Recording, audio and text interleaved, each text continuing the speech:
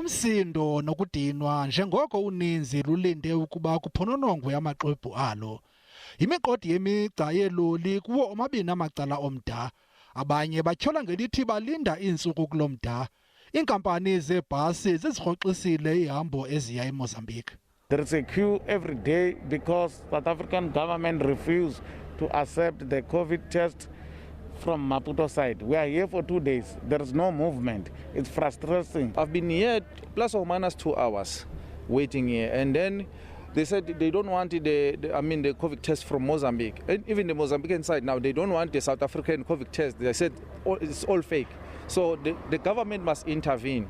Ukuxilongela i-COVID-19 yeyona ngxaki kuquka nokuthotyelwa kwemiqathango.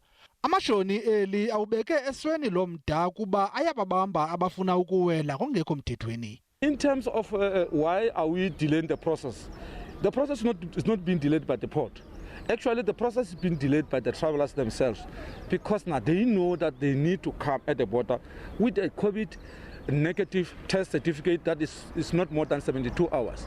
Ukanti ikomiti yezekhaya epalamente imemelele kwabezokhuseleko ukuba bayivale imida yeli ebonakala ivuza. We are now of the view that given the situation that is prevailing in both the borders, we must call government to close these borders until such time that the situation has been dealt with by both governments of the SADC.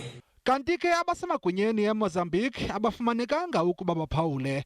Kukhangeleka iseza kuba mide le migca de kube iveki ezayo.